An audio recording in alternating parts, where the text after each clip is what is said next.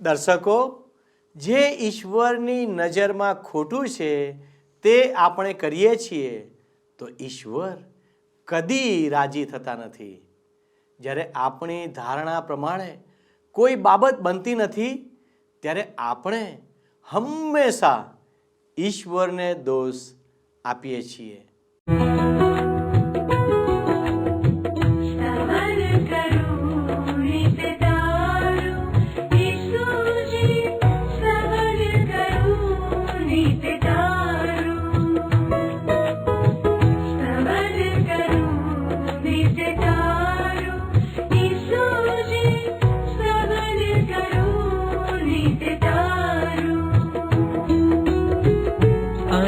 सवारे साध सुनी तव महिमा करूं प्रभु तारो, महिमा करूं प्रभु तारो, स्तवन करूं नित्य तारो.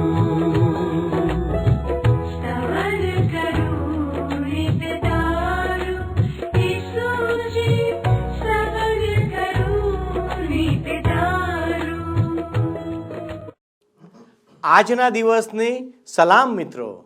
સ્તવન કાર્યક્રમની આજની શ્રેણીમાં હું આપ સૌનું સ્વાગત કરું છું.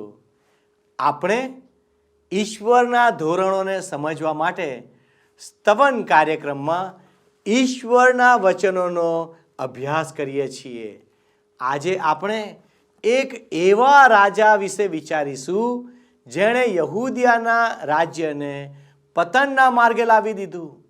આજે આપણે બીજા કાળ વૃત્તાંતના 27 અને 28 એમ 2 અધ્યાયનો અભ્યાસ કરીશું. યહૂદિયાના રાજા યોથામના શાસનનું વર્ણન કરતા જણાવવામાં આવ્યું છે કે તે એક પ્રમાણિક રાજા હતો જેણે ઈશ્વરને પ્રેમ કર્યો અને તેના વિશ્વાસુપણાને લીધે ઈશ્વરે તેને આશીર્વાદ આપ્યો. યોથામ રાજાએ આમોનીઓને વશ કર્યા અને તેઓને દર વર્ષે મોટી ખંડણી ભરવા કહ્યું. લોકોના વ્યાપક આજ્ઞાભંગ છતાં યોથામ રાજા એક નમૂનારૂપ નેતા તરીકે આવે છે જે ઈશ્વરની આજ્ઞાઓનું પાલન કરે છે. મિત્રો, આહાજ રાજા યહૂદિયા રાષ્ટ્રને ખોટી ભક્તિ અને વિનાશ તરફ દોરી જાય છે. તેણે ઈશ્વરના મંદિરના બારણા બંધ કર્યા. તેની દુષ્ટતાને લીધે ઈશ્વરે આસુરીઓ, અદોમીઓ, પલિસ્તીઓ અને અરામીઓને યહૂદિયા રાજ્ય પર જુલમ કરવાની છૂટ આપી.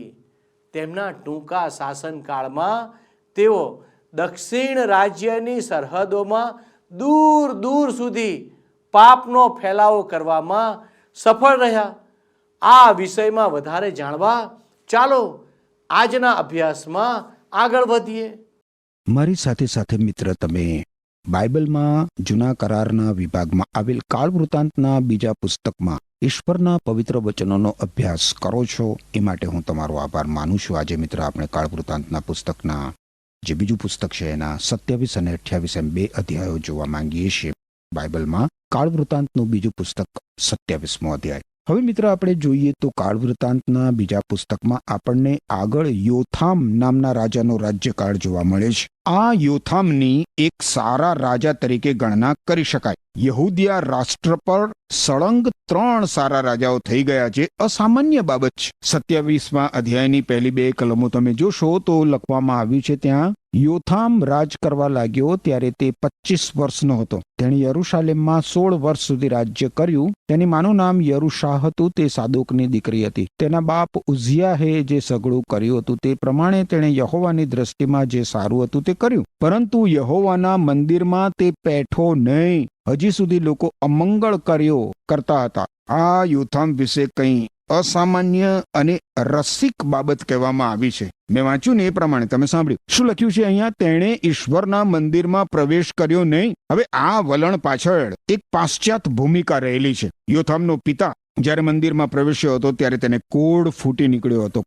અલબત્ત એ ખોટા માર્ગે મંદિરમાં પ્રવેશ્યો હતો. એ પરમ પવિત્ર સ્થાનમાં પ્રવેશ્યો હતો. હવે યોથામે ઈશ્વરની દ્રષ્ટિમાં જે સારું હતું એ તો કર્યું, પરંતુ એ ઈશ્વરના મંદિરથી દૂર રહ્યો અને એમ કરીને તેણે પ્રજા માટે બહુ જ ખરાબ નમૂનો ઉભો કર્યો. આના પરિણામે તો લોકો અમંગળ કૃત્યો કરતા હતા. એ લોકો ઈશ્વરની ગમ વળ્યા નહીં. પોતાની પ્રજાને ઈશ્વર ગમ વાળવાની યોથામ પાસે સુવર્ણ તક હતી, પરંતુ એ પોતે જ ઈશ્વરના મંદિરથી દૂર રહ્યો હતો. કદાચ એનું મૂળ કડવાશ હોઈ શકે. એના પિતાને મંદિરમાં કોડ ફૂટી નીકળ્યો હતો અને તે આ કારણથી મંદિરમાં જવા ઈચ્છતો નહોતો. આજે ઘણા બધા લોકો એવા છે મિત્ર, જે બિલકુલ આ જ પ્રમાણે કરે છે. એ લોકો પૂર્વગ્રહ રાખીને ઈશ્વરના મંદિરથી દૂર રહે છે. યુવા પેઢીમાંના ઘણા યુવાનો અને યુવતીઓને વડીલોના ઠોકરદાયક નમૂના ઈશ્વરના મંદિરમાં આવતા રોકે છે. ઈશ્વરના મંદિરમાં થતી આરાધના ભક્તિની સાથે સાથે યુવા પેઢી વડીલોના વલણો, વર્તનો અને વ્યવહારો પણ જોતી હોય છે. યોથામ પણ તેના પિતાને થયેલા અનુભવથી ઈશ્વરના મંદિરમાં જતા અચકાતો હતો.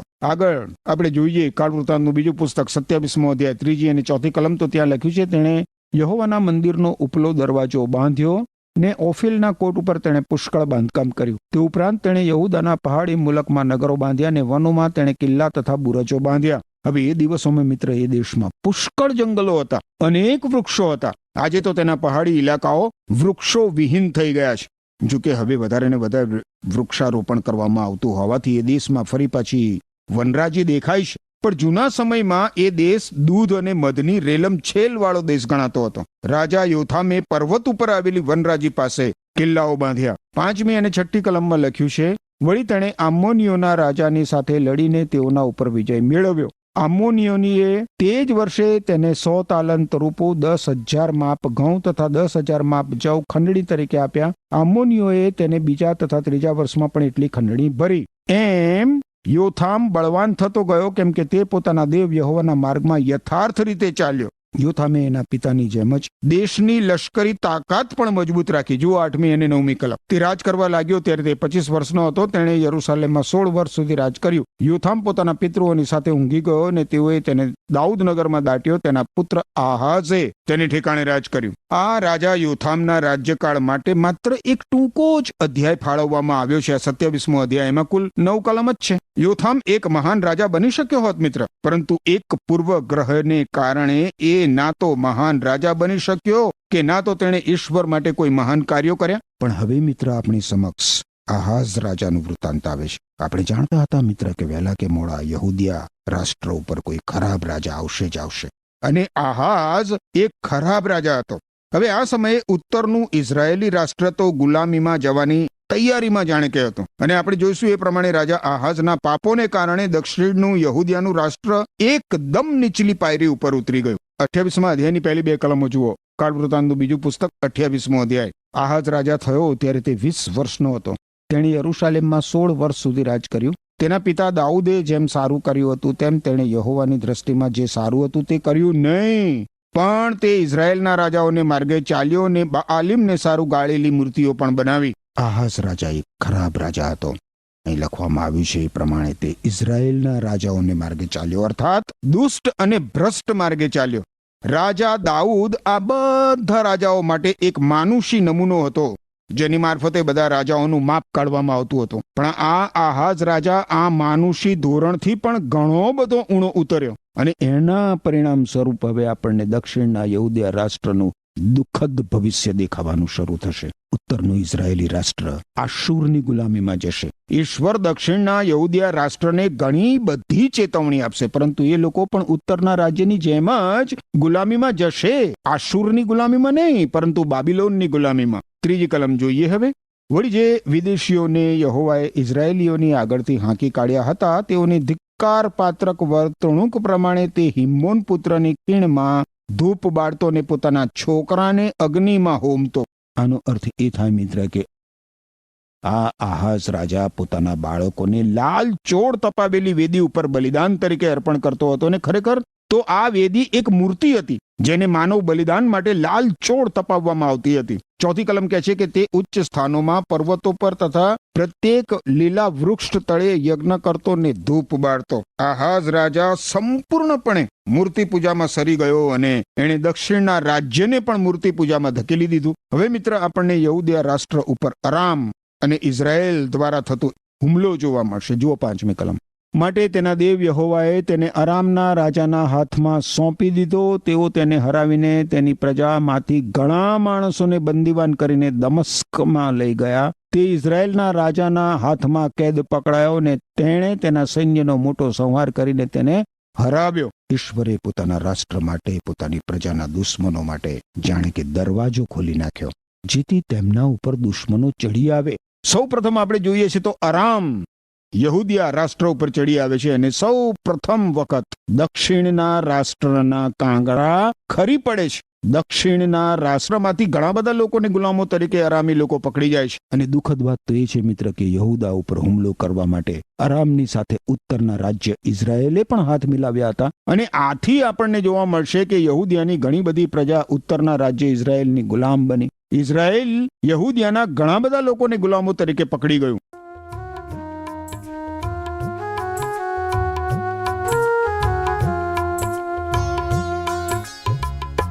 ઝરણામાં જેમ આખો સાગર સમાય નહીં, પ્રભુ તારો પ્રેમ મારા હૈયામાં માય નહીં, પ્રભુ તારો પ્રેમ મારા હૈયામાં માય નહીં.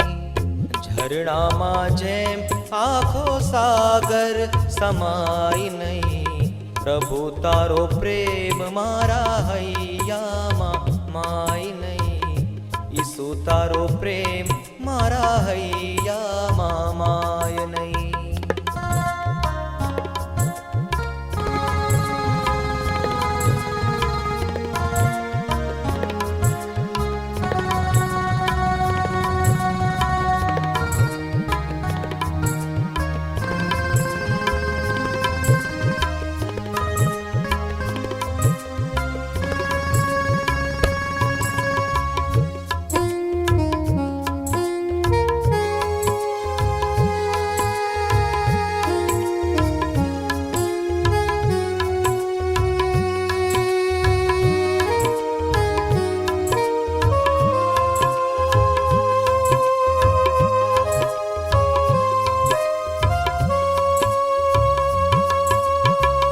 સાગરની લહેર વશમાં કરાય નહીં, ઈસુ તુજ પ્રીતને માપમાં મપાય નહીં.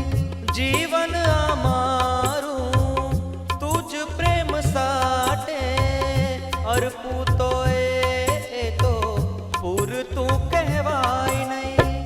નભના સિતારા જેમ નજરોમાં માય નહીં, પ્રભુ તારો પ્રેમ મારા હૈયામાં માય નહીં, ઈસુ તારો પ્રેમ મારા હૈયામાં માય નહીં.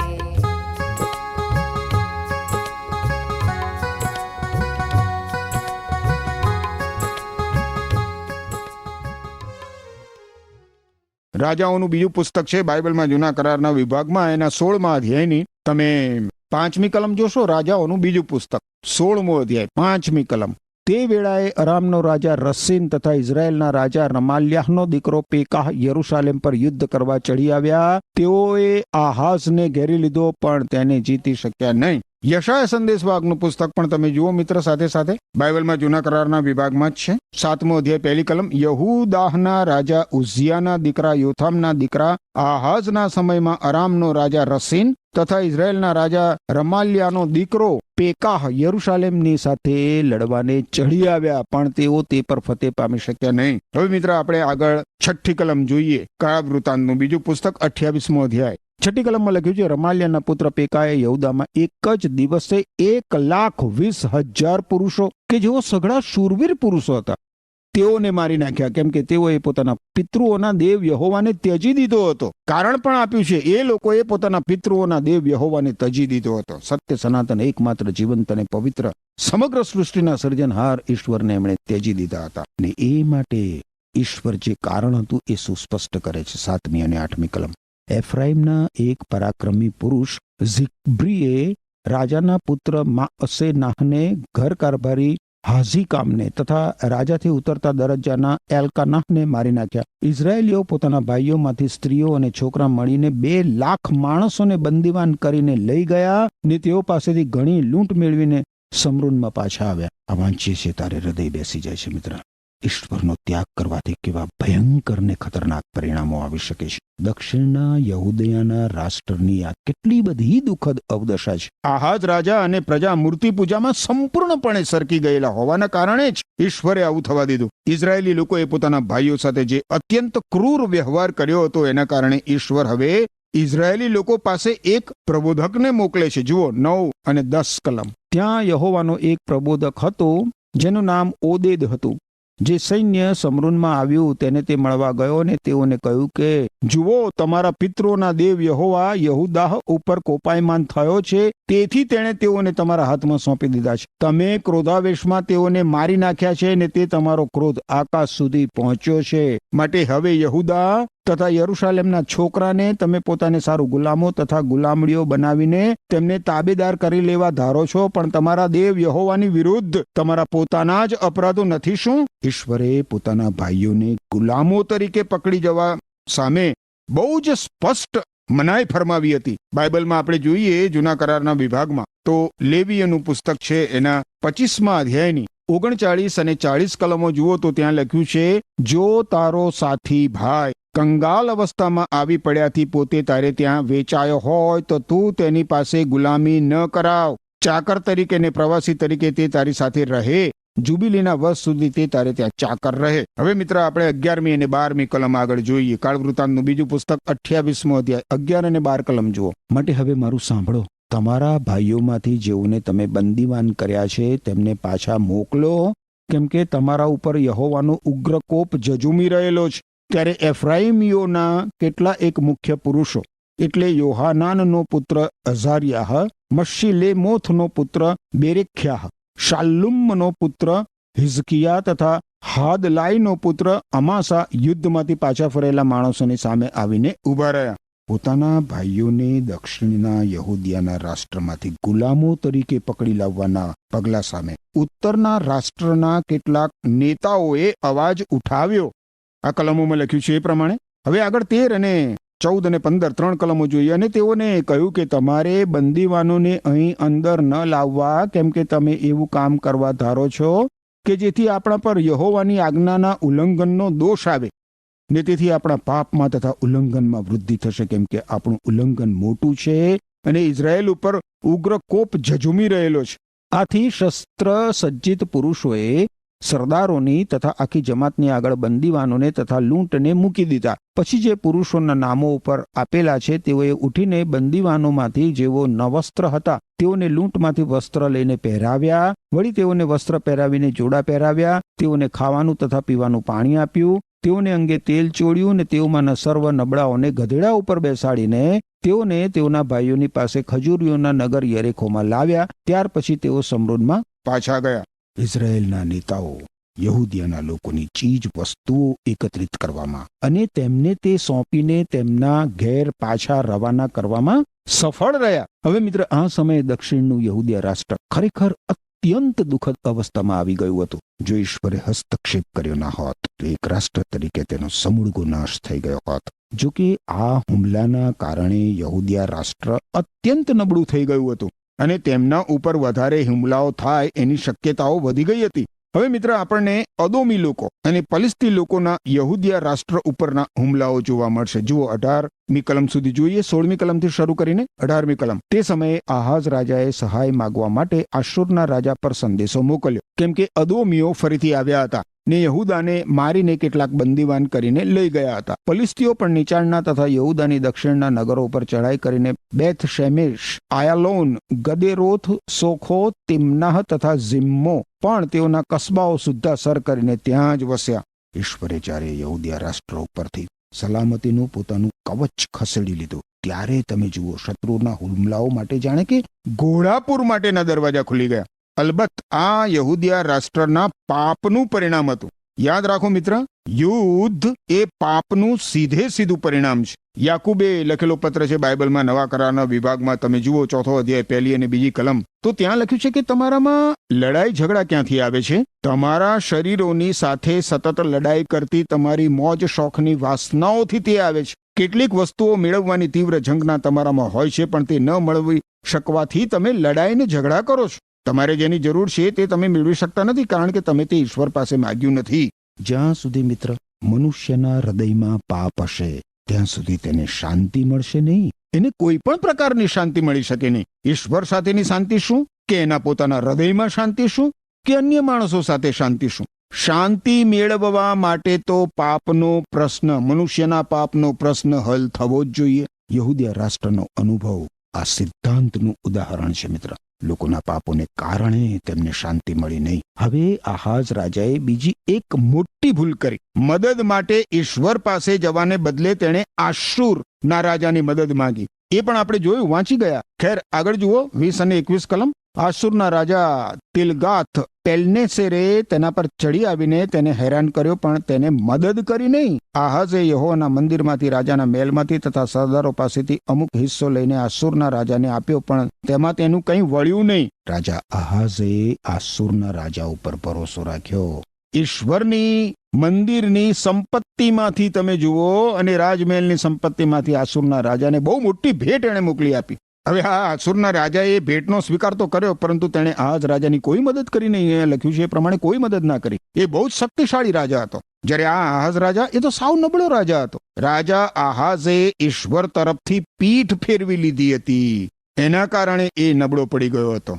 ઈશ્વર તરફથી પીઠ ફેરવીને એણે આશુરના રાજા ઉપર ભરોસો રાખ્યો અને આશુરે એની પડતી થવા દીધી. આ આશુરે કોઈ સંધિને માન્ય રાખી નહીં. યાદ રાખો મિત્ર, મનુષ્ય જ્યાં સુધી પાપી છે ને ત્યાં સુધી તે જુઠ્ઠો જ રહેવાનો. અને એટલે જ મિત્ર, મનુષ્ય પર ભરોસો રાખવા કરતા ઈશ્વર ઉપર ભરોસો રાખવો એ ઉત્તમ છે. બાઇબલ કહે છે કે આપણે મનુષ્ય ઉપર નહીં પરંતુ ઈશ્વર ઉપર ભરોસો રાખવો જોઈએ. 22 અને 23મી કલમમાં આગળ તમે જુઓ તો લખ્યું છે, તેની સંકટની વેળાએ તેણે, એટલે એ જ આહાઝ રાજાએ યહોવાની આજ્ઞાનું એથી પણ વધારે ઉલ્લંઘન કર્યું. હવે આ માણસને શું કહેવું? કેમ કે દમસ્કના જે દેવોએ તેના પર આફત આણી હતી તેઓને તેણે બલિદાન આપ્યા. તેણે કહ્યું કે અરામના રાજાઓના દેવોએ તેઓને સહાય કરી છે, માટે હું પણ તેઓને બલિદાન આપીશ કે જેથી તેઓ મને સહાય કરે. પણ તેઓથી તો તેનું તથા આખા ઇઝરાયેલનું સત્યનાશ વળી ગયું. આહાઝ રાજાએ આ પછી ઈશ્વરના ઘરના પાત્રોને કાપી નાખ્યા. એણે ઈશ્વરના મંદિરના દરવાજા બંધ કરી દીધા અને યરુશાલેમના પ્રત્યેક ખૂણામાં કાલ્પનિક દેવોની વેદીઓ બાંધી. 27મી કલમ જુઓ શું કહે છે. 27મી કલમ. આહાઝ પોતાના પિતૃઓની સાથે ઊંઘી ગયો ને તેઓએ તેને યરુશાલેમ નગરમાં દાટ્યો. તેઓ તેને ઇઝરાયેલના રાજાઓના કબ્રસ્તાનમાં લાવ્યા નહીં. તેને ઠેકાણે તેના પુત્ર હિઝકિયાહે રાજ કર્યું. અહીં મિત્ર આહાઝ રાજાનો દુઃખદ, પીડાકારક અને કઠોર રાજ્યકાળનો અંત આવે છે. બાઇબલમાં યશાયા સંદેશવાહકનું પુસ્તક છે એના 14મા અધ્યાયની 28મી કલમ તમે જુઓ તો ત્યાં લખ્યું છે, આહાઝ રાજા મરણ પામ્યો તે વર્ષે આ દેવવાણી થઈ. કઈ દેવવાણી? સૈન્યના દેવ યહોવાએ સમ ખાઈને કહ્યું છે કે જે પ્રમાણે મેં ધારણા કરી છે તે પ્રમાણે નક્કી થશે અને મેં જે મનસૂબો કર્યો છે તે કાયમ રહેશે. એટલે મારા દેશમાં હું આસુરના કકડે કકડા કરીશ અને મારા પર્વતો પર હું તેને ખૂંદી નાખીશ. તે વખતે તેની ઝૂંસરી તેઓ પરથી નીકળી જશે અને એનો ભાર તેઓની ખાંત પરથી ઉતારવામાં આવશે. જે સંકલ્પ આખી પૃથ્વી વિશે કરેલો છે તે એ છે, અને જે હાથ સર્વ દેશો સામે ઉગામેલો છે તે એ છે, કેમ કે સૈન્યનો દેવ યહોવાએ જે યોજના કરી છે તેને કોણ રદ કરશે? તેનો હાથ ઉગામેલો છે તેને કોણ પાછો ફેરવશે? આહાઝ રાજા મરણ પામ્યો તે વર્ષે આ દેવવાણી થઈ.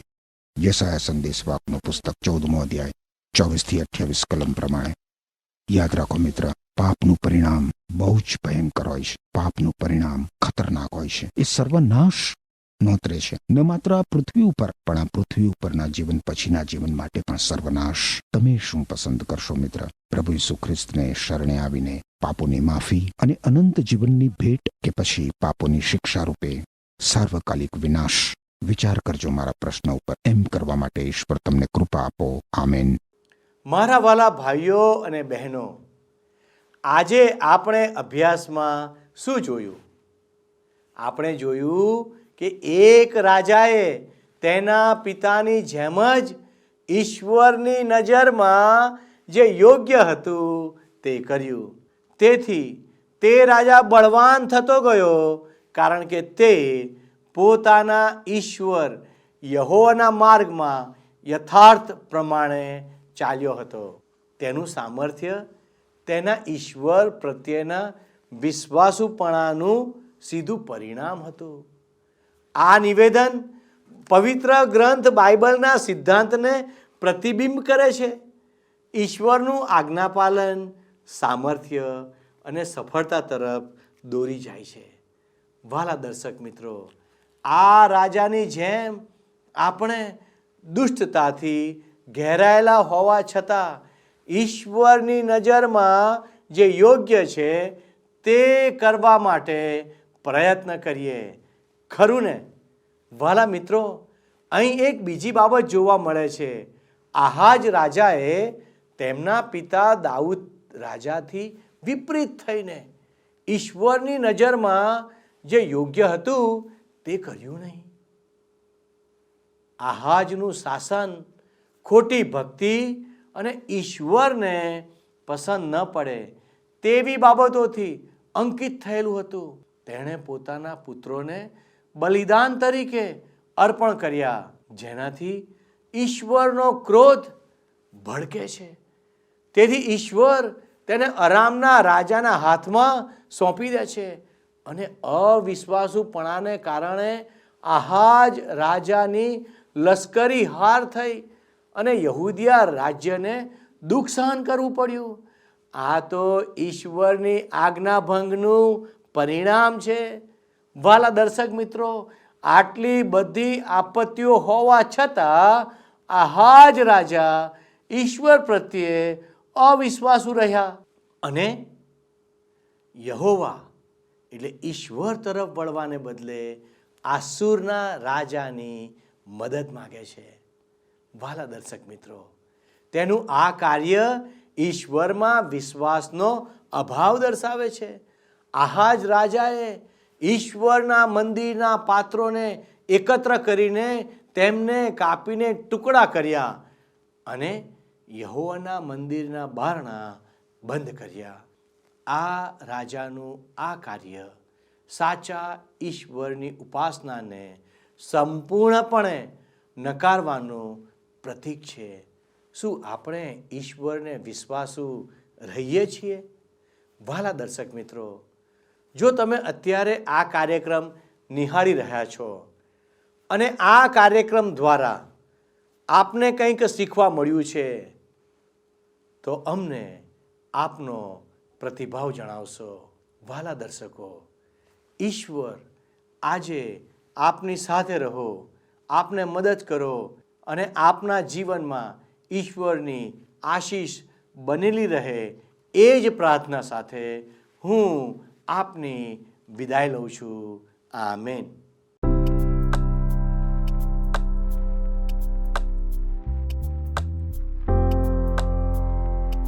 મિત્રો, ગત પ્રશ્નનો જવાબ છે યરૂશાલેમ.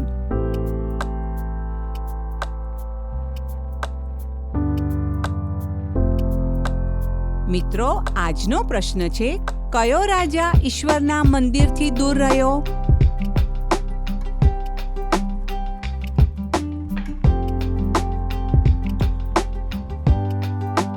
જવાબ આપે સ્ક્રીન પર દર્શાવેલ વોટ્સએપ નંબર પર આપવાનો રહેશે. કાર્યક્રમ દરમિયાન પૂછેલા પ્રશ્નનો સાચો જવાબ આપનાર વિજેતાઓના નામ દર મહિનાના પ્રથમ સોમવારે જાહેર કરવામાં આવશે.